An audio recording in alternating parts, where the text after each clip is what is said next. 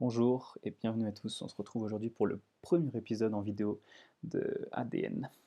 Donc aujourd'hui, on est le 27 juin et on va parler de tout ce qui s'est passé pré- et post-draft 2026. Donc il y a eu beaucoup de mouvements, des trades assez importants et je trouvais ça assez intéressant qu'on puisse en parler tous ensemble. Donc aujourd'hui, je vais être tout seul, je ne suis pas accompagné de Guillaume ni Alex, mais on les retrouvera sûrement sur les prochaines vidéos. Mais on trouvait ça quand même important de la faire une vidéo pour faire un petit récap un peu. Pour tous ceux qui ont suivi ou tous ceux qui n'ont pas suivi ce qui s'est passé un peu avant la draft. Et un ou deux trades aussi après la draft. Donc on va commencer par le gros trade qui était attendu depuis un petit moment déjà, de Giannis Antetokounmpo. Giannis qui, enfin, on sait sa destination. Donc Giannis jouera au Miami Heat.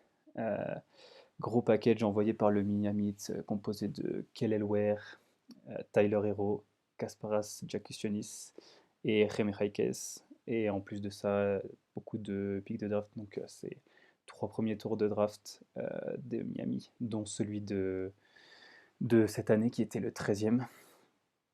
Et, euh, et aussi un swap. Donc c'est un gros package qui a été envoyé par le Heat qui fait le gros mouvement à la recherche de la star dont ils ont clairement besoin depuis quelques années et ils avaient les assets pour aller chercher, ils ont laissé passer plusieurs trains et là il faut croire que c'était le bon moment pour eux. Donc on va passer un peu, on va en parler premièrement un peu de ce qui se passe côté du hit. Donc le hit qui va se retrouver avec un front de courte Bam Janis qui donne pas vraiment envie de rentrer dans la raquette, on va pas se mentir. Défensivement, ça devrait être assez intéressant. Offensivement, on peut se poser un peu plus de questions par rapport au spacing parce que Bam, c'est pas non plus un artilleur à 3 points et on sait tous que Giannis a besoin de rentrer pas mal dans la raquette. Donc on va voir un peu comment Spoelstra organise ça, mais j'ai pas vraiment de doute sur le fait qu'il va pouvoir vraiment trouver quelque chose et faire marcher quelque chose avec deux joueurs de ce calibre. Ensuite, on va juste parler un peu du backcourt, justement des hits, qui est un peu dépeuplé maintenant que Remy Jaquez est parti, Tyler Hero, le titulaire, est parti. Normal Powell qui doivent re-signer, mais ça va être assez compliqué parce que là, ils n'ont pas beaucoup de cap space. À voir aussi ce qu'ils vont faire avec Andrew Wiggins. Donc Andrew Wiggins qui a une player option à 33 millions, il me semble, dans ces eaux-là, qui devrait sûrement la prendre, ce qui ne devrait pas laisser énormément de flexibilité au hit pour proposer un salaire intéressant à Norman Powell.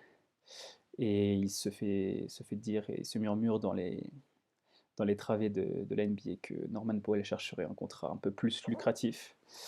Donc à voir comment les Bucks arrivent à organiser ça. À savoir qu'ils ont potentiellement comme échappatoire le contrat de Jovic qui pourrait essayer de déplacer, de trader, peut-être moyennant aussi des pics de draft. Donc il leur reste plus beaucoup, je crois qu'il doit leur rester peut-être quelques secondes, je suis même pas sûr.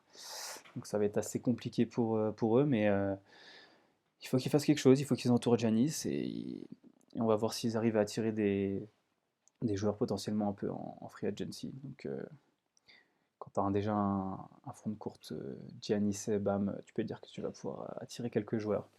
On va voir si ça va être le cas ou pas. On va passer ensuite un peu du côté des Bucks qui entament leur reconstruction. Euh, pour moi, c'est assez intéressant ce qui s'est passé avec les Bucks. Ils ont récupéré un package vraiment intéressant. Kel Elwer qui a un très bon potentiel. On va retrouver aussi dans ce package Jaime Raikes qui est un très bon sixième homme qui va pouvoir être très utile ou potentiellement retradé après. Jack Sionis qui est le rookie qui a été sélectionné l'année dernière par Miami et qui n'a pas eu encore beaucoup de temps de jeu cette saison et qui a encore un potentiel à développer. Et Tyler Hero, l'enfant du pays, qui apparemment est très enthousiaste à l'idée de jouer à Milwaukee. Donc on va voir un peu comment ça se passe, si Milwaukee peut-être entame une reconstruction un peu plus poussée et traderait Tyler Hero? On, on va avoir la réponse d'ici quelques semaines. Mais ce qu'il faut aussi se rappeler, c'est que les Bucks n'ont pas leur pick pour les prochaines années puisqu'ils sont à Portland dans le trade de Dame. Donc ils n'ont pas forcément intérêt à tanker. Quoique maintenant, avec le nouveau système, si tu termines dans les 3 derniers, tu auras un peu moins de chances que ceux qui terminent dans le ventre mou d'avoir des bons picks. Donc, avoir un peu la stratégie qui va être adoptée par les Bucks, mais ça va être intéressant à suivre. Juste avant le trade de Giannis, il y a eu aussi une grosse bombe sur le monde de la NBA, qui a été le trade de Julius Randle. Donc Julius Randle qui s'est fait clairement dump par Minnesota. C'est-à-dire qu'ils ont envoyé son salaire contre rien à Brooklyn. Et Brooklyn qui a envoyé, eux, de leur côté, Nick Claxton à Chicago. Et Chicago, de leur côté, ont envoyé Mo Gay à Minnesota. Donc Minnesota, qui clairement veut tourner la page, il ne croit plus en cet effectif. Edwards a montré quelques signes de mécontentement et a demandé vraisemblablement du changement à sa direction. Et il faut croire qu'il l'écoute.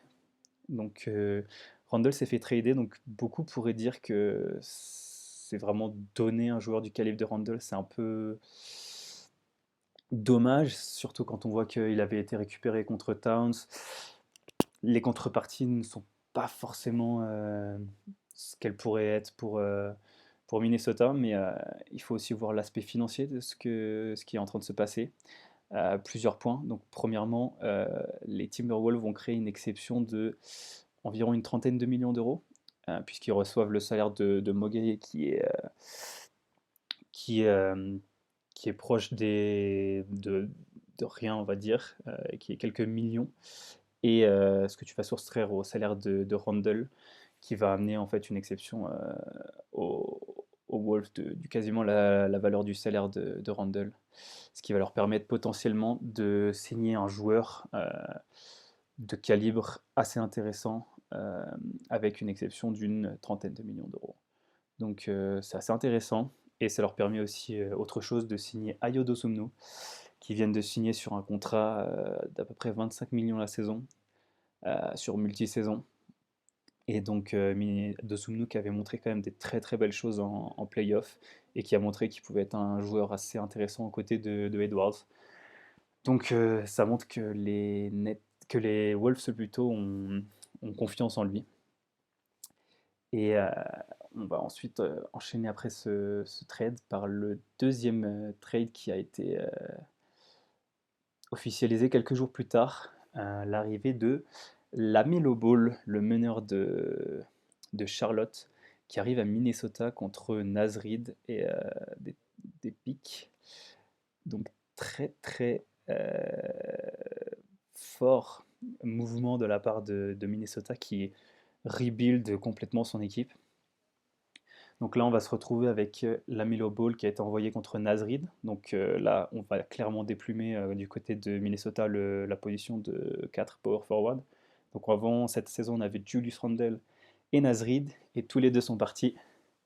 Et donc là, on va se retrouver avec un potentiel 5 de, pour l'instant en tout cas, LaMelo Ball qui serait accompagné de Edwards, Dosunmu qui potentiellement glisserait en 3, McDaniel glisserait en 4, et donc du Rudy Gobert en 5. Donc ça ferait un 5 assez intéressant, je trouve, avec un backcourt beaucoup plus créatif. Ils vont pas avoir besoin de donner tout le temps la balle à Anthony Edwards, sachant qu'en plus Mike Conley depuis là ça fait 2 années qu'il commence vraiment à vraiment décliner. Et on va avoir un vrai organisateur du côté de Minnesota. Et j'aime beaucoup aussi le poste d'ailier, enfin les deux ailiers qui seraient Dosunmu et McDaniels, un peu de deux joueurs longs, athlétiques, qui courent beaucoup, qui sont durs sur l'homme. Donc très très intéressant défensivement. Et avec toujours un Rudy Gobert dans la raquette. Donc c'est un 5 qui est assez intéressant.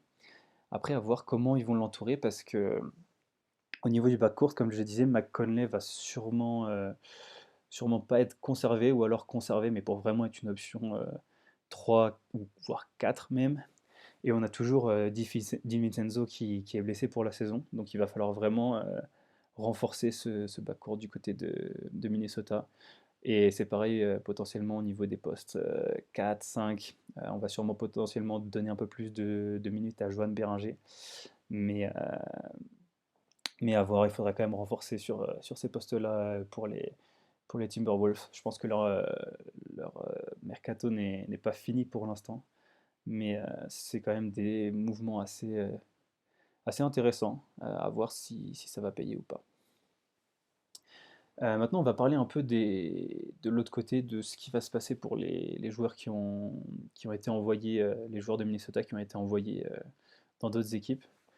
On va commencer rapidement par Naz Reid, euh, qui est apparemment un profil très convoité qui était très convoité en tout cas par les Charlotte Hornets pour jouer potentiellement en tant que titulaire au poste 4.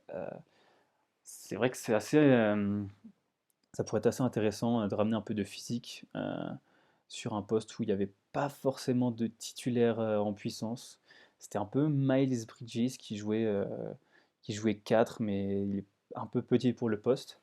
Et donc à côté de Moussa Diabaté, ça va ramener un peu de physique dans la raquette de Charlotte.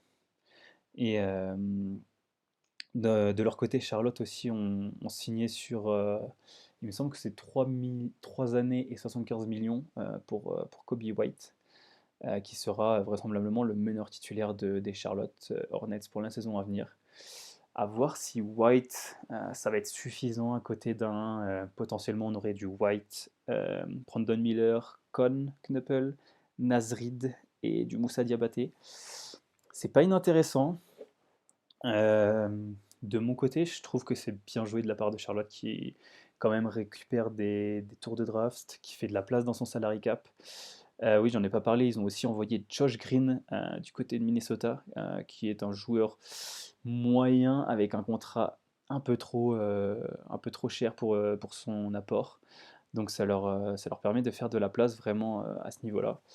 Donc ils peuvent potentiellement aller chercher d'autres de joueurs dans les prochains jours.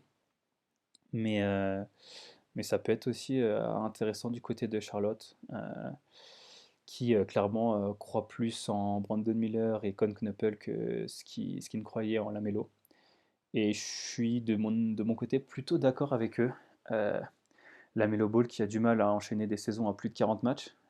Donc quand ton franchise player qui a un contrat max ne joue même pas la moitié des matchs de la saison, c'est quand même assez compliqué. Et là, ils ont profité de la très bonne saison qu'il a fait la saison dernière pour le trader. Assez malin du côté des Hornets qui ont tradé Lamelo quand sa valeur était au plus haut. Et, et je pense que le projet va plus s'articuler maintenant autour de Con et Brandon Miller, comme je le disais. Donc à voir comment ils arrivent à les entourer, mais je suis assez intrigué par ce que vont nous proposer les Hornets durant le reste de cet été.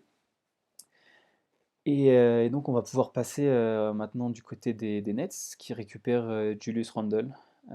Julius Randle qui va être aligné aux côtés de notre cher Michael Porter Jr. apparemment. Donc deux assez gros mangeurs de ballon, on va dire. À voir comment ça va se passer. J'ai l'impression aussi qu'ils vont faire confiance à D'Aaron Sharp en tant que pivot et vraiment lui donner des minutes en tant que titulaire maintenant qu'ils ont envoyé Claxton à Chicago. Et donc les Knicks qui prennent un risque, mais je pense que c'est un risque assez calculé parce que comme j'en parlais un peu précédemment, euh, on ne va pas pouvoir tanker cette année, enfin la saison qui vient, puisque les 3 derniers de la NBA n'auront pas le plus grand pourcentage de chances d'être choisis à la loterie. Donc, va falloir gagner des matchs. Et les Nets n'en ont pas gagné beaucoup l'année dernière. Donc, ajouter un Julius Randle, ça peut leur permettre de gagner quelques matchs aussi.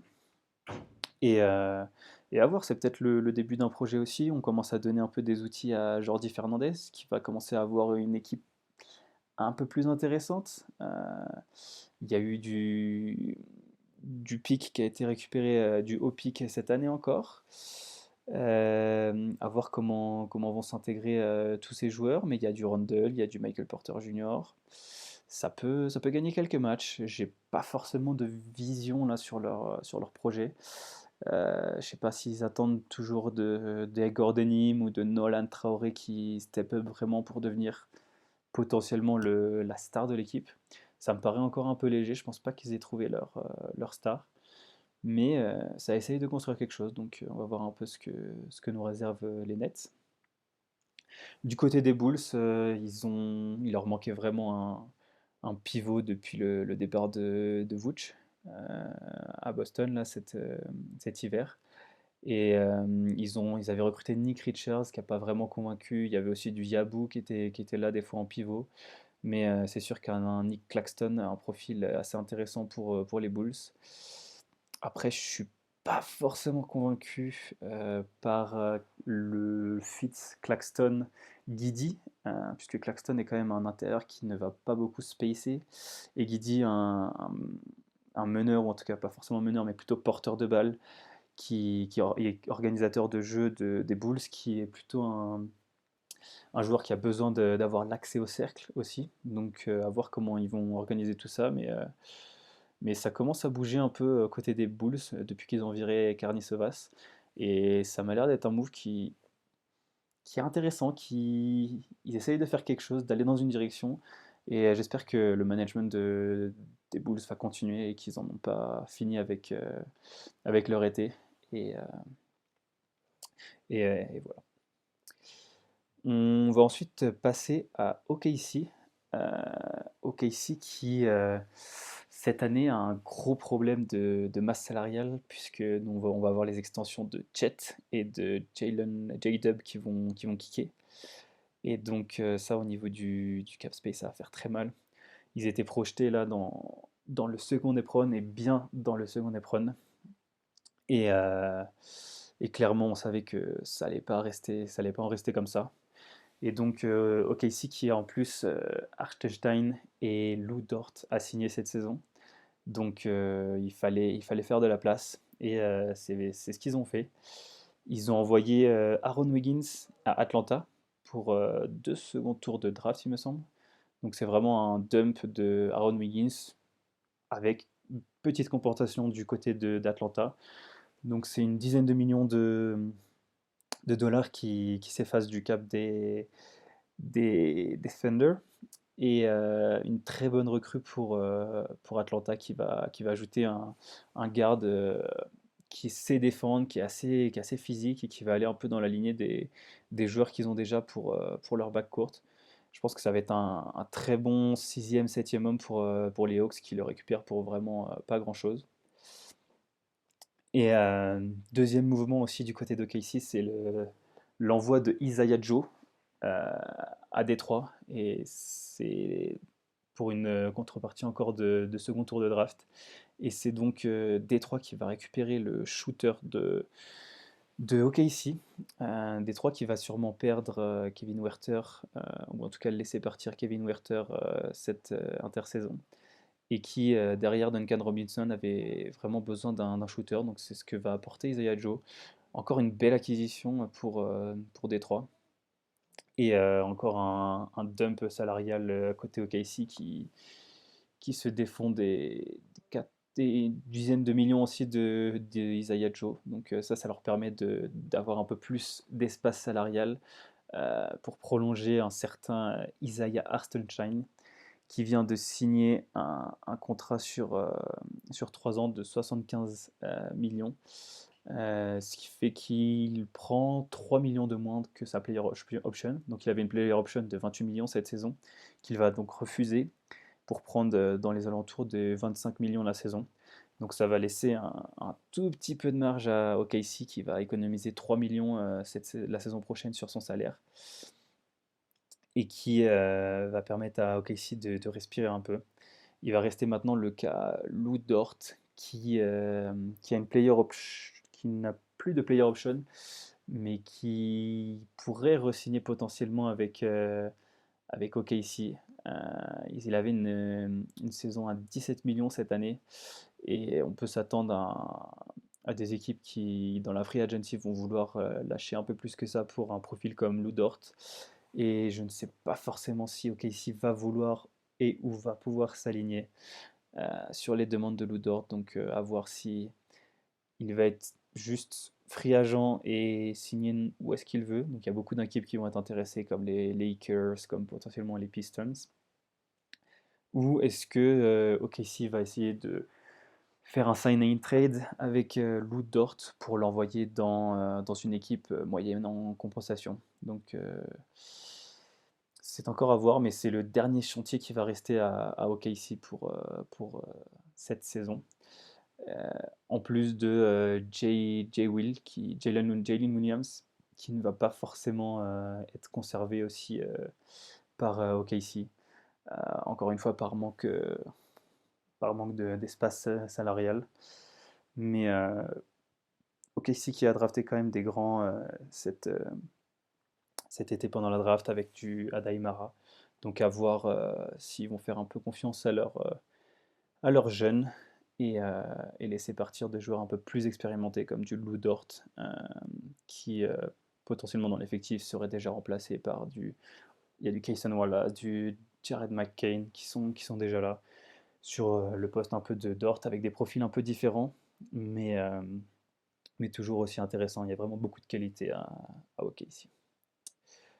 On va ensuite enchaîner sur, on en a déjà parlé un peu sur Détroit. Détroit qui a aussi envoyé Isaiah Stewart à Memphis. Donc Isaiah Stewart qui a été envoyé à Memphis contre 3 secondes tours de draft. Clairement, les playoffs moyennes de Stewart qui a été un peu dur à jouer dû à son excès, on va dire, un peu d'agressivité qu'on lui connaît, mais qui dans les playoffs ont été un peu plus sifflés, et aussi son apport offensif assez, assez limité durant les playoffs, comparé à ce que un joueur comme Paul Reed a pu apporter. Donc là, ça va être clairement confiance à un Paul Reed comme backup, et Isaiah Stewart et ses 15 millions ont été envoyés à Memphis. Toujours à Détroit, on va voir ce qui va se passer aussi avec Jalen Duren, qui apparemment a des exigences salariales assez élevées et qui serait en recherche pas loin du salaire maximum, et ce que ne serait pas prêt à lui offrir les Pistons. Donc les discussions sont encore en cours, mais il se murmure en tout cas qu'un trade de JD en sign and trade serait potentiellement sur la table, même si Détroit aimerait garder le compère de pick and roll et de jeu tout simplement de Kate Cunningham qui avait créé un axe assez intéressant avec le pivot. Donc à voir ce qui va se passer. Maintenant qu'on parlait de JD, Jalen Duren, il y a eu quelques rumeurs aussi qui sont sorties sur le trade de Jaylen Brown des Celtics. Et vous allez me dire pourquoi je parle de Jalen Duren.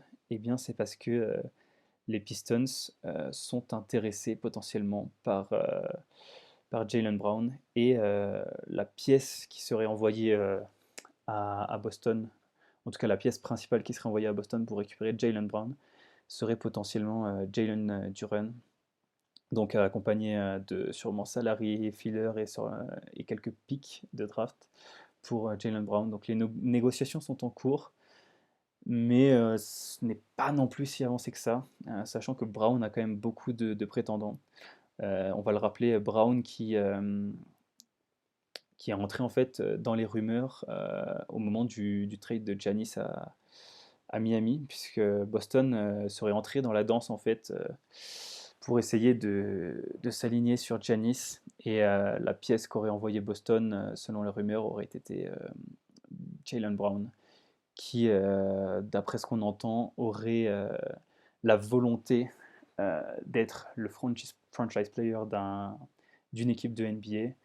Et, euh, et vu ce qu'il a montré cette saison avec Boston, on peut le comprendre. Et en plus, il a vraiment le salaire qui colle avec ses quasiment 60 millions à la saison. Donc ça a l'air d'être assez clair du côté de Brown et du côté des Celtics qu'ils vont se séparer. Je pense que les Celtics n'ont pas forcément envie d'assumer son salaire sur les prochaines années avec celui de Tatum. Et, euh, et que Brown a manifesté son envie de partir pour être dans une équipe où potentiellement il pourrait être le leader. Donc un divorce a l'air de se prononcer dans les potentiellement prochaines semaines. À voir. On a quand même du mal à croire que Brown puisse revenir et jouer aux côtés de Tatum la saison prochaine comme si rien ne s'était passé. Mais c'est encore un dossier qui vient juste de s'ouvrir. On va peut-être avoir affaire à un dossier comme les Giannis qui vont durer 1, 2, 3 intersaisons. Mais en tout cas, ça a l'air de bouger sur Brown avec beaucoup d'équipes intéressées dans la ligue. Et il semblerait en plus que les Celtics ne soient pas forcément demandeurs d'un très gros prix, mais plutôt d'un package assez intéressant pour qu'ils puissent poursuivre aussi de leur côté leur ambition de titre. Donc ce serait plutôt du joueur assez un ou deux joueurs qui rentreraient dans leur collectif et qui leur permettraient d'être compétitifs, enfin de poursuivre leur compétitivité sur les prochaines années. Donc un package qui pourrait être, je pense, offert par plusieurs équipes qui peuvent être intéressées par Jaylen Brown, qui, on le rappelle, l'année dernière a fait une saison hors norme, qui a leadé ses Boston Celtics sans Tatum jusqu'à une impressionnante je ne me rappelle plus combien ils ont fait, mais troisième place, je dirais, de mémoire, alors qu'ils étaient attendus dans les bas-fonds de l'Est. Et ouais, un joueur qui était top 5 du ranking MVP pendant beaucoup de temps la saison dernière. Donc ouais, c'est un gros morceau encore qui pourrait bouger cet été. Ensuite, on va finir et oui, forcément sur les Lakers, avec une signature de Austin Reeves, signature, plutôt prolongation même, de Austin Reeves qui a refusé sa player options, qui était aux alentours de 17 ou 18 millions, il me semble, pour signer un contrat avec les Lakers sur 4 saisons. Et il me semble qu'on atteint les 170, 180 millions sur 4 ans. Donc c'est à peu près du 45 millions. Il me semble que c'est même plus que ça, 180, peut-être 185. Donc ça commencerait dans les 45 millions pour Austin Reeves la saison prochaine. Gros pactole pour un joueur comme Austin Reeves qui n'a toujours pas prouvé en playoff qu'il pouvait être un joueur de ce calibre. Très fort joueur en saison régulière, il a montré qu'il pouvait avoir des grosses explosions sur certains matchs, aller jusqu'à des cinquantaines de points. Il l'a montré cette saison avec la blessure de Doncic et de LeBron qui pouvaient mener une équipe. Mais c'est vrai qu'on parle tout de même d'un joueur qui a des limites défensives assez prononcées et qui a quand même eu beaucoup de mal à se montrer sur les playoffs, que ce soit cette année ou les années passées. Cette année, on peut potentiellement lui donner l'excuse de la blessure, de son retour de blessure. C'était assez compliqué. Il est revenu dans une équipe qui tournait déjà bien avec du LeBron, du Marcus Smart qui faisait le job. Mais il ne s'est pas forcément montré sur ses playoffs. Et de mon côté, je suis un peu surpris qu'il prenne autant. Et je suis un peu surpris aussi que les Lakers lui donnent autant. D'après ce qui est entendu, les Lakers voulaient lui donner à peu près 30 millions à la saison, ce qui me paraît le salaire un peu plus adéquat pour un joueur du calibre d'Austin Reeves.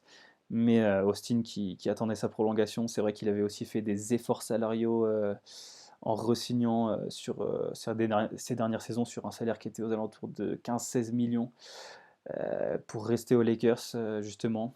Et il devait sûrement y avoir un accord en interne pour que Reeves justement prenne son pactole quand LeBron, quand le salaire de LeBron en tout cas qu'il avait signé jusqu'à cette saison avec ses 50 millions se terminerait. Donc ça va être assez compliqué en tout cas encore pour Rob Pelinka pour construire un effectif, sachant qu'on va avoir les 45 millions sur Reeves, on va avoir à peu près la même chose et un peu plus sur Doncic. Donc on va avoir déjà plus d'une centaine de millions sur deux joueurs. sachant que tu vas sûrement re-signer des joueurs comme du Rui Hachimura, du Marcus Smart. Euh, il s'était créé un gros espace salarial, les Lakers, mais pour l'instant, ça va être pas mal mangé par Austin Reeves. Donc à voir qui vont pouvoir aller chercher, mais là, c'est vraiment un pivot qu'il va falloir aller chercher, un pivot défensif. Est-ce qu'ils veulent re-signer LeBron aussi? S'ils signent LeBron, là, combien ce serait? Je pense qu'on s'approcherait un peu plus d'une quinzaine de millions de la mid-level, quelque chose comme ça. Est-ce qu'ils vont garder LeBron ou est-ce qu'ils vont décider de ne pas garder LeBron pour justement essayer d'aller chercher un pivot dans une tranche qui pourrait être comme. On parle beaucoup de Walker Kessler qui attendrait un salaire dans les 35-40 millions la saison, donc beaucoup d'argent pour un joueur qui n'a pas énormément prouvé, même s'il a un profil très intéressant, il est encore jeune. Potentiellement du Jalen Duren s'il ne signe pas avec les Pistons, mais est-ce que les Pistons vont vraiment le laisser partir si facilement? C'est pas sûr. Ou sinon, on va parler un peu de profils comme du Miles Turner, qui serait plus forcément en odeur de sainteté à Milwaukee, qui repartirait sur un nouveau cycle avec des joueurs un peu plus jeunes. Mais il n'y a pas beaucoup d'assets. Il n'y a pas beaucoup d'assets aux Lakers. Et ils avaient de l'espace salarial du cap. Et maintenant, c'est un peu plus réduit avec ce qu'ils viennent d'offrir à Reeves. Moi, vraiment, ce que j'ai peur, c'est qu'ils repartent sur quelque chose comme la saison passée avec du Doncic, du Reeves et du LeBron, où en fait on switcherait quasiment les salaires de l'année dernière de LeBron qui irait à Reeves et ce que gagnait Reeves l'année dernière irait à LeBron. Et ce qui ferait qu'en fait ils auraient plus d'espace pour signer un bon pivot. Et est-ce qu'on repartirait encore sur une saison avec quasiment la même équipe, peut-être des petites modifications, signer un pivot comme on parle de pivot comme du Mitchell Robinson, pourquoi pas, mais est-ce que ce sera vraiment suffisant pour être plus intéressant que cette saison? Je le crois pas beaucoup. Donc là, la free agency arrive dans quelques jours. On croit fort en Rob Pelinka. Et honnêtement, de mon côté, si il rebuild un peu la même équipe que l'année dernière, je pense qu'il faudra se séparer de Rob Pelinka qui a montré qu'il n'arrive toujours pas à créer une équipe autour de Doncic, qui n'arrive pas à faire les moves importants quand il a l'opportunité, lâcher potentiellement ses pics de draft qui sont très loin dans le futur et qui valent un peu cher potentiellement, mais pour en tirer un Doncic, est-ce que ça vaudrait pas le coup? Euh, on va voir, mais je pense que c'est un peu la dernière chance pour Rob Pelinka, cette free agency. Donc voilà, on a fait à peu près le tour. Euh, J'espère que vous avez apprécié la vidéo et que ce soit cette fois un peu plus face caméra. Et on se retrouvera sûrement après la Free Agency qui démarre le 3 juillet, donc dans 6 jours, pour voir un peu comment tout ça aura bougé. Donc voilà, passez une bonne fin de week-end et on se retrouve bientôt. Ciao ciao! Bonjour et bienvenue à tous. On se retrouve aujourd'hui pour le premier épisode en vidéo de ADN. Donc aujourd'hui, on est le 27 juin et on va parler de tout ce qui s'est passé pré- et post-draft 2026. Donc il y a eu beaucoup de mouvements, des trades assez importants et je trouvais ça assez intéressant qu'on puisse en parler tous ensemble. Donc aujourd'hui, je vais être tout seul, je ne suis pas accompagné de Guillaume ni Alex, mais on les retrouvera sûrement sur les prochaines vidéos. Mais on trouvait ça quand même important de la faire une vidéo pour faire un petit récap un peu. Pour tous ceux qui ont suivi ou tous ceux qui n'ont pas suivi ce qui s'est passé un peu avant la draft. Et un ou deux trades aussi après la draft. Donc on va commencer par le gros trade qui était attendu depuis un petit moment déjà, de Giannis Antetokounmpo. Giannis qui, enfin, on sait sa destination. Donc Giannis jouera au Miami Heat. Gros package envoyé par le Miami Heat, composé de Kelly Ware, Tyler Hero, Kasparas Giannis et Jaime Jaquez. Et en plus de ça, beaucoup de picks de draft. Donc c'est 3 premiers tours de draft de Miami, dont celui de cette année qui était le 13e. et, euh, et aussi un swap. Donc c'est un gros package qui a été envoyé par le Heat, qui fait le gros mouvement à la recherche de la star dont ils ont clairement besoin depuis quelques années, et ils avaient les assets pour aller chercher. Ils ont laissé passer plusieurs trains. Et là, il faut croire que c'était le bon moment pour eux. Donc, on va en parler premièrement un peu de ce qui se passe côté du Heat. Donc, le Heat qui va se retrouver avec un front de courte Bam, Giannis, qui donne pas vraiment envie de rentrer dans la raquette, on va pas se mentir. Défensivement, ça devrait être assez intéressant. Offensivement, on peut se poser un peu plus de questions par rapport au spacing parce que Bam, c'est pas non plus un artilleur à 3 points et on sait tous que Giannis a besoin de rentrer pas mal dans la raquette. Donc on va voir un peu comment Spoelstra organise ça, mais j'ai pas vraiment de doute sur le fait qu'il va pouvoir vraiment trouver quelque chose et faire marcher quelque chose avec deux joueurs de ce calibre.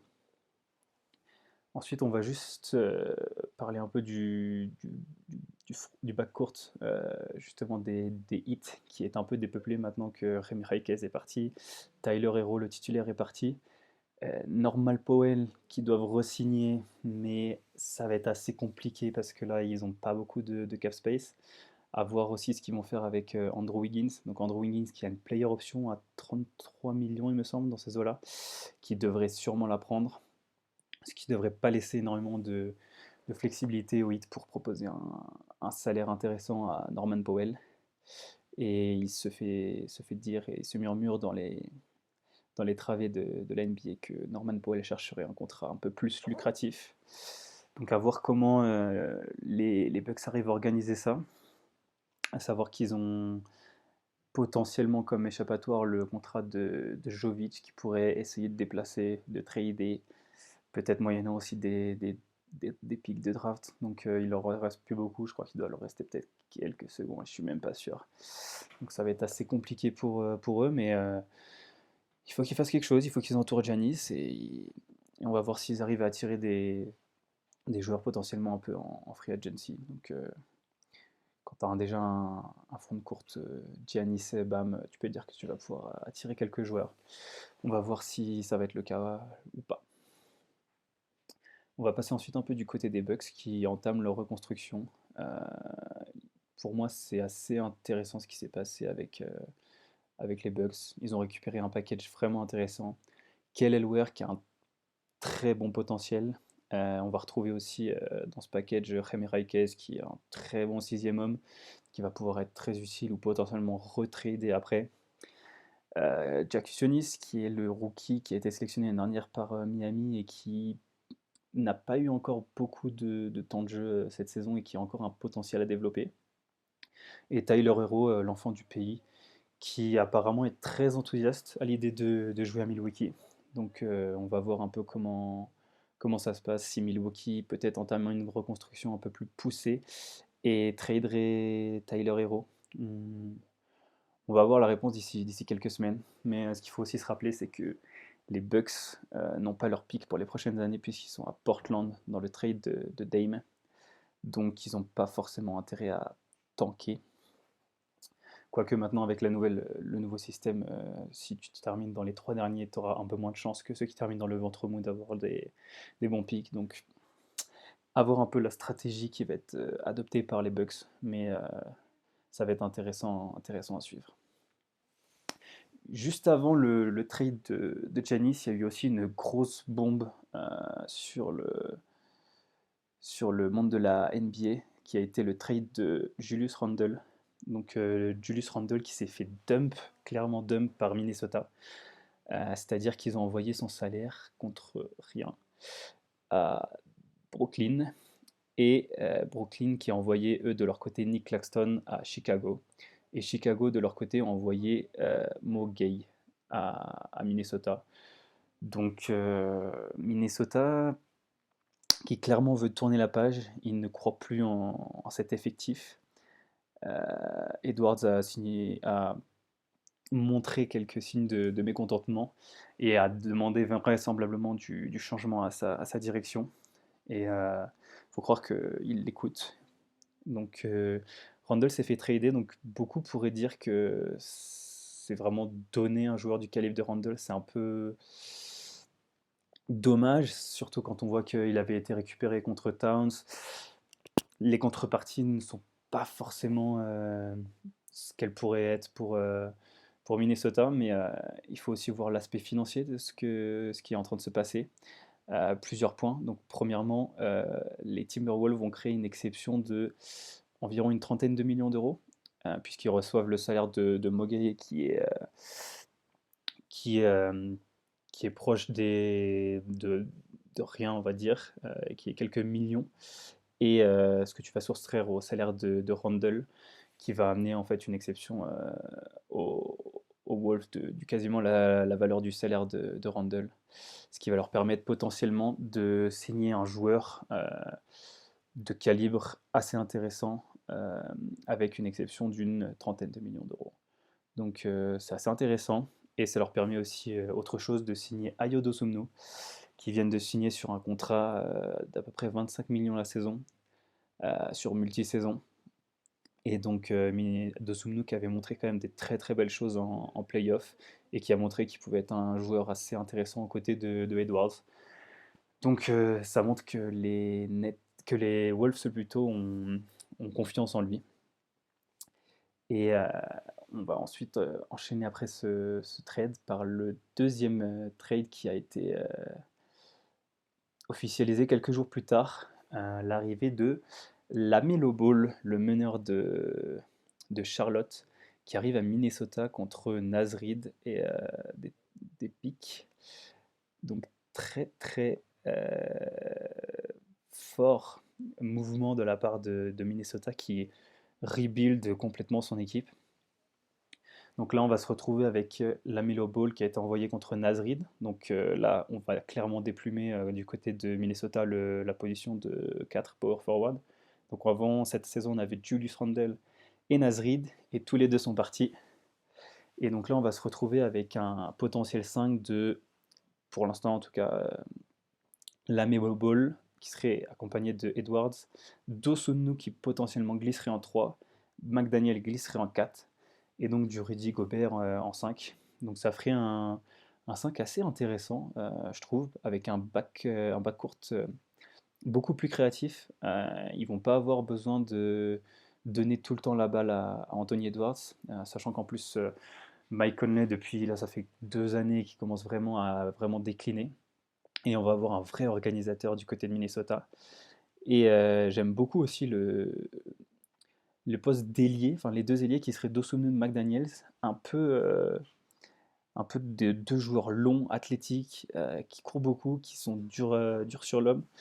Donc très très intéressant défensivement. Et avec toujours un Rudy Gobert dans la raquette. Donc c'est un 5 qui est assez intéressant. Après, à voir comment ils vont l'entourer parce que au niveau du backcourt, comme je disais, McConley va sûrement pas être conservé ou alors conservé, mais pour vraiment être une option 3 ou voire 4 même. Et on a toujours Di qui est blessé pour la saison, donc il va falloir vraiment renforcer ce backcourt du côté de Minnesota. Et c'est pareil potentiellement au niveau des postes 4, 5, on va sûrement potentiellement donner un peu plus de minutes à Joan Béringer. Mais, mais à voir, il faudra quand même renforcer sur ces postes-là pour les Timberwolves. Je pense que leur mercato n'est pas fini pour l'instant, mais c'est quand même des mouvements assez intéressants à voir si ça va payer ou pas. Maintenant, on va parler un peu de l'autre côté de ce qui va se passer pour les joueurs qui ont été envoyés, les joueurs de Minnesota qui ont été envoyés dans d'autres équipes. On va commencer rapidement par Naz Reid, euh, qui est apparemment un profil très convoité qui était très convoité en tout cas par les Charlotte Hornets pour jouer potentiellement en tant que titulaire au poste 4. C'est vrai que ça pourrait être assez intéressant de ramener un peu de physique sur un poste où il n'y avait pas forcément de titulaire en puissance. C'était un peu Miles Bridges qui jouait 4, mais il est un peu petit pour le poste. Et donc à côté de Moussa Diabaté, ça va ramener un peu de physique dans la raquette de Charlotte. Et de leur côté, Charlotte aussi ont signé sur, il me semble que c'est 3 années et 75 millions pour Kobe White, qui sera vraisemblablement le meneur titulaire des Charlotte Hornets pour la saison à venir. À voir si White, ça va être suffisant à côté d'un. Potentiellement, on aurait du White, Brandon Miller, Con Knuppel, Nasrid et du Moussa Diabaté. C'est pas inintéressant. Euh, de mon côté, je trouve que c'est bien joué de la part de Charlotte qui, quand même, récupère des tours de draft, qui fait de la place dans son salary cap. Oui, j'en ai pas parlé. Ils ont aussi envoyé Josh Green du côté de Minnesota, qui est un joueur moyen avec un contrat un peu trop cher pour son apport. Donc ça leur permet de faire de la place vraiment à ce niveau-là. Donc ils peuvent potentiellement aller chercher d'autres joueurs dans les prochains jours.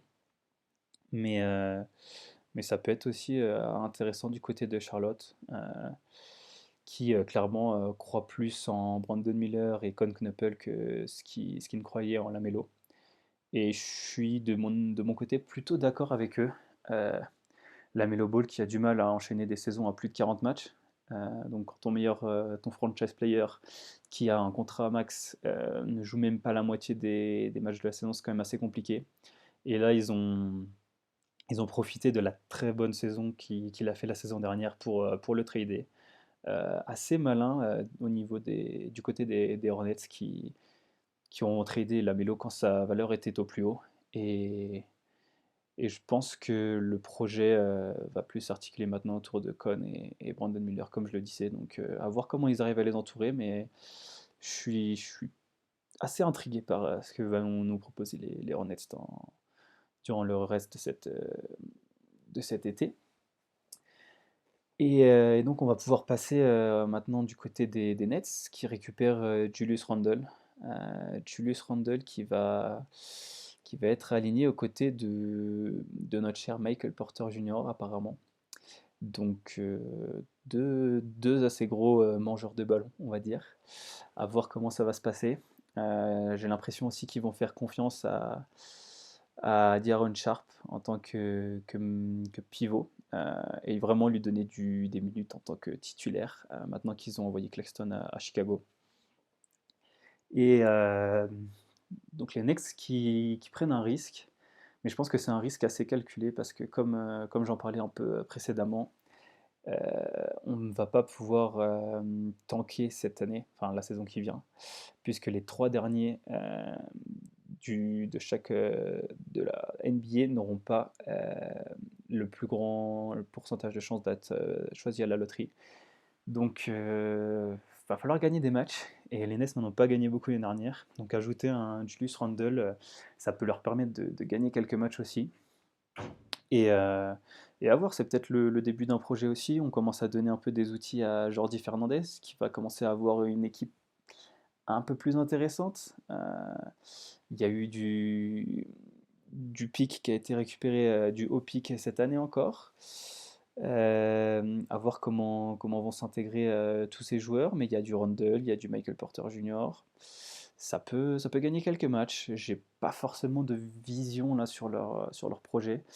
Je sais pas s'ils attendent toujours de Gordon Hayward ou de Nolan Traoré qui step up vraiment pour devenir potentiellement la star de l'équipe.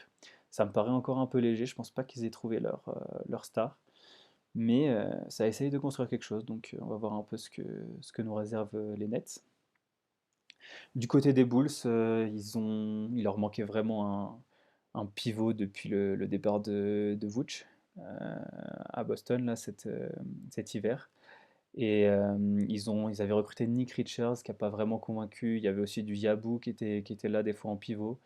Mais c'est sûr qu'un Nick Claxton a un profil assez intéressant pour les Bulls. Après, je suis pas forcément convaincu par le fit Claxton-Guidi, puisque Claxton est quand même un intérieur qui ne va pas beaucoup spacer, et Guidi un meneur, ou en tout cas pas forcément meneur, mais plutôt porteur de balle, est organisateur de jeu des Bulls, qui est plutôt un joueur qui a besoin d'avoir l'accès au cercle aussi. Donc à voir comment ils vont organiser tout ça. Mais ça commence à bouger un peu côté des Bulls depuis qu'ils ont viré Karnisovas. Et ça m'a l'air d'être un move qui est intéressant, ils essayent de faire quelque chose, d'aller dans une direction. Et j'espère que le management des Bulls va continuer et qu'ils n'en ont pas fini avec leur été. Et, euh, et voilà. On va ensuite passer à OKC. Euh, OKC qui, cette année, a un gros problème de masse salariale, puisque nous, on va avoir les extensions de Chet et de J-Dub qui vont kicker. Et donc ça, au niveau du cap space, ça va faire très mal.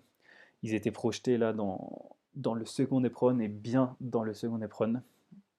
Et, euh, et clairement, on savait que ça allait pas en rester comme ça. Et donc OKC qui a en plus Hartenstein et Lou Dort à signer cette saison. Donc il fallait faire de la place. Et c'est ce qu'ils ont fait. Ils ont envoyé Aaron Wiggins à Atlanta pour 2 secondes tours de draft, il me semble. Donc c'est vraiment un dump de Aaron Wiggins avec une petite compensation du côté d'Atlanta. Donc c'est une dizaine de millions de dollars qui s'effacent du cap des Thunder. Et une très bonne recrue pour Atlanta qui va ajouter un garde qui sait défendre, qui est assez physique et qui va aller un peu dans la lignée des joueurs qu'ils ont déjà pour leur backcourt. Je pense que ça va être un très bon sixième, septième homme pour les Hawks qui le récupèrent pour vraiment pas grand-chose. Et deuxième mouvement aussi du côté de Casey, c'est l'envoi de Isaiah Joe euh, à Détroit. Et c'est pour une contrepartie encore de second tour de draft.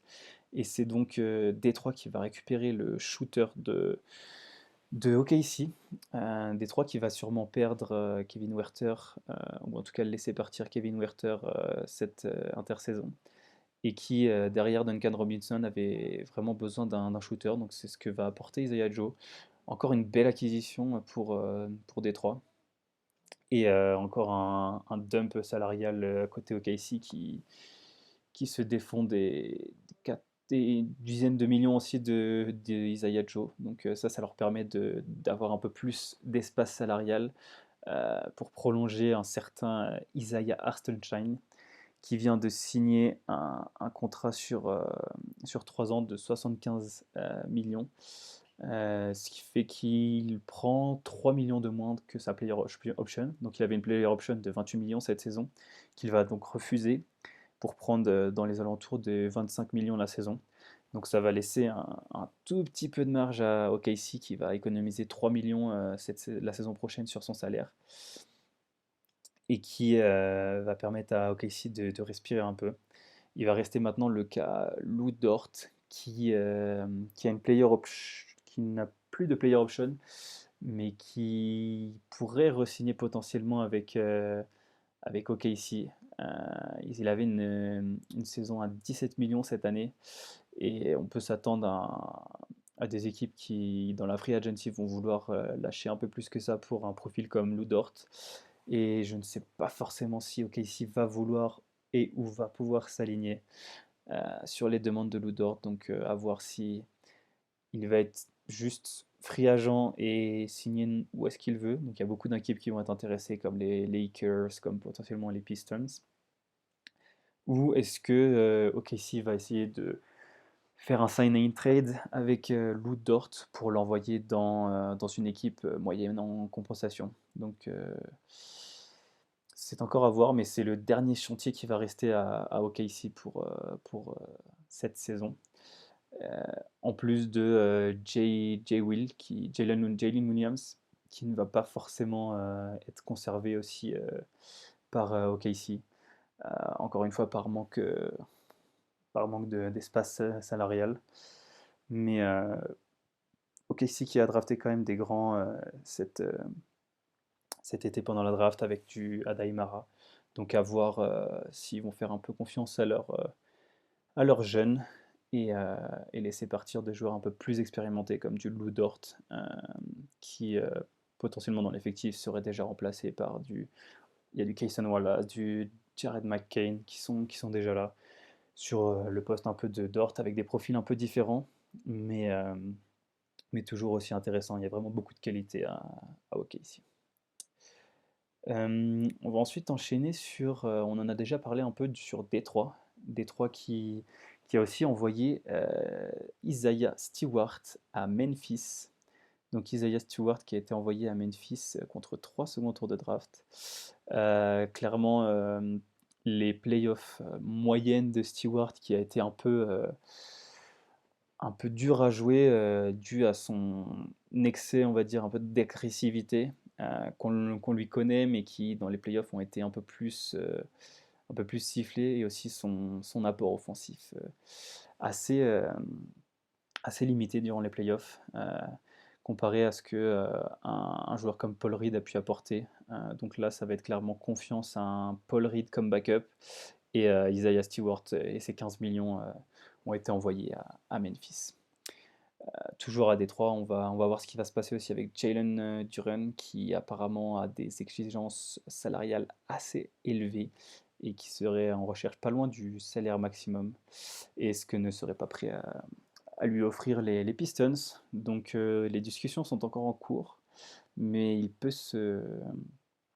se murmure en tout cas qu'un trade de JD en sign and trade serait potentiellement sur la table, même si Détroit aimerait garder le compère de pick and roll et de jeu tout simplement de Kate Cunningham qui avait créé un axe assez intéressant avec le pivot.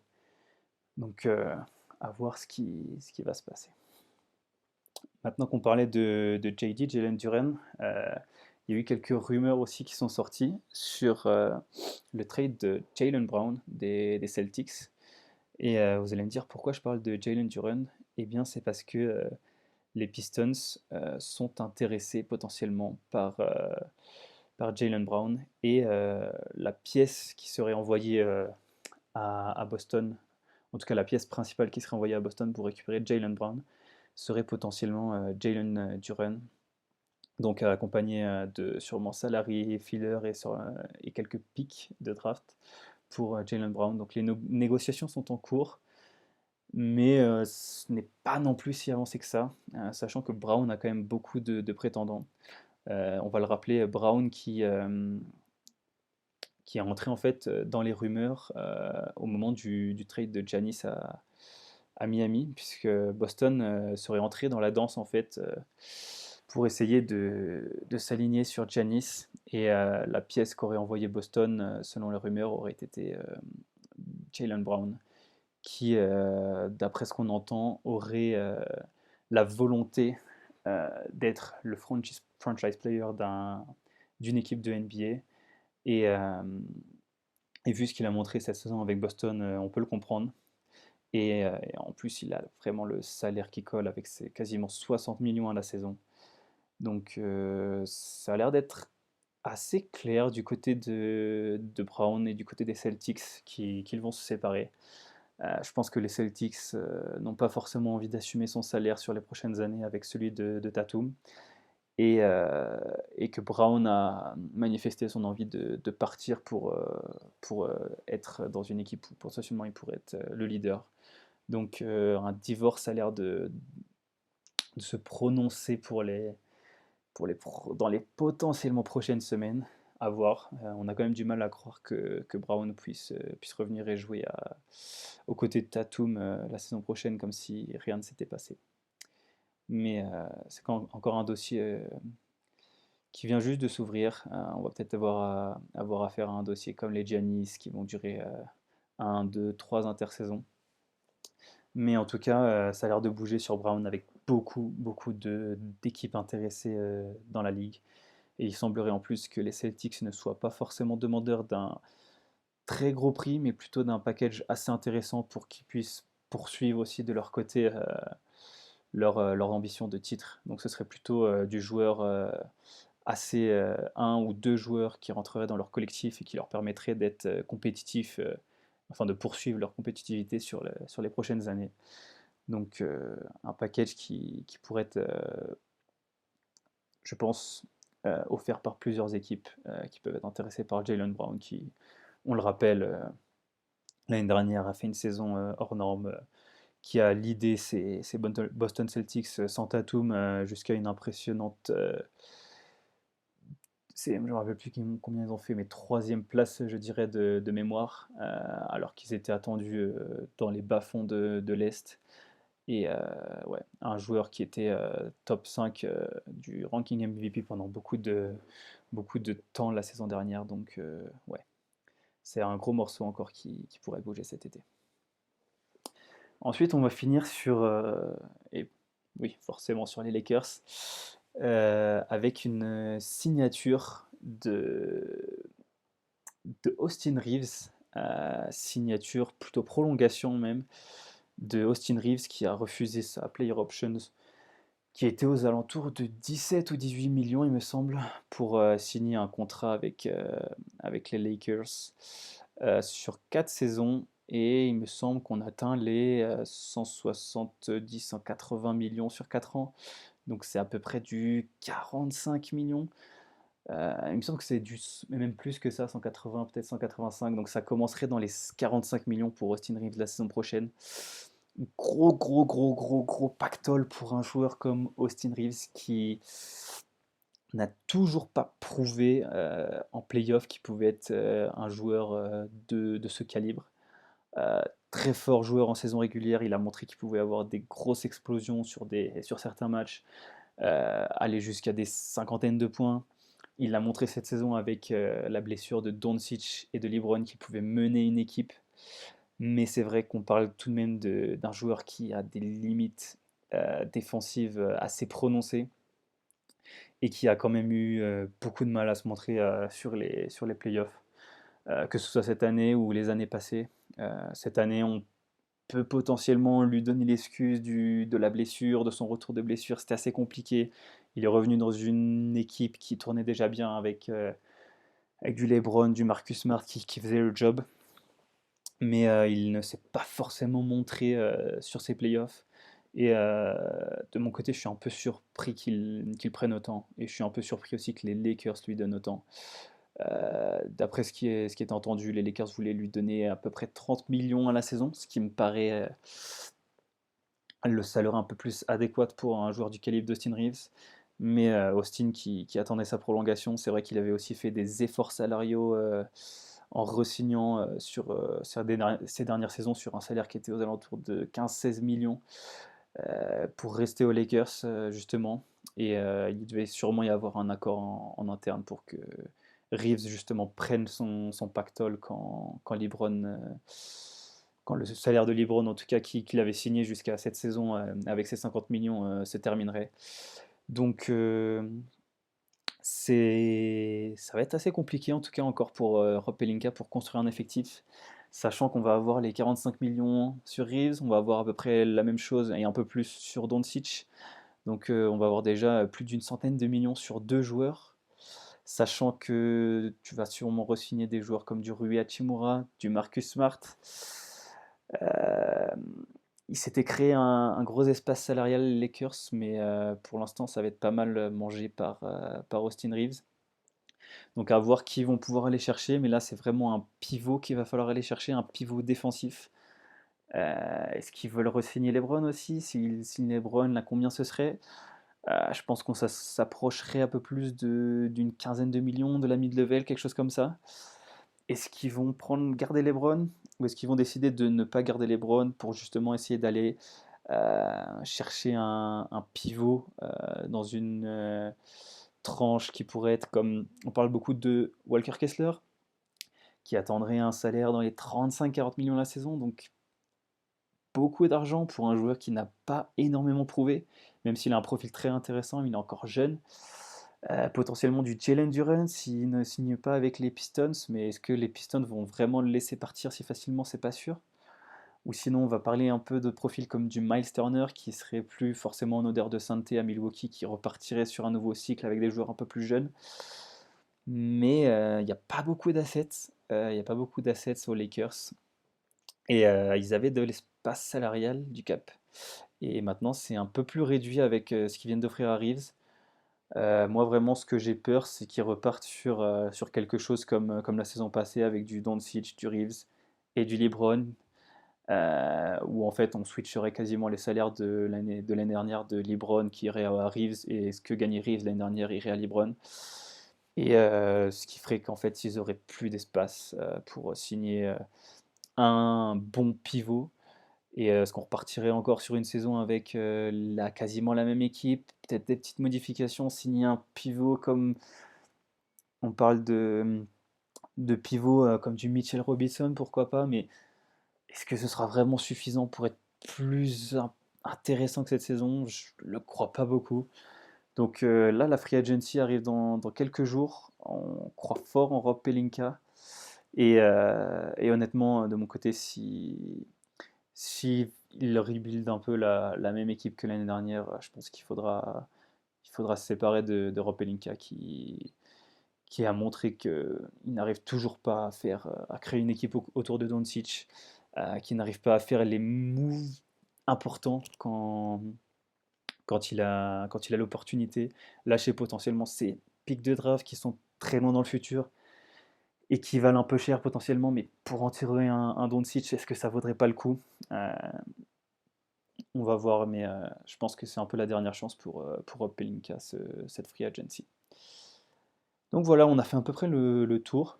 Euh, J'espère que vous avez apprécié la vidéo et que ce soit cette fois un peu plus face caméra.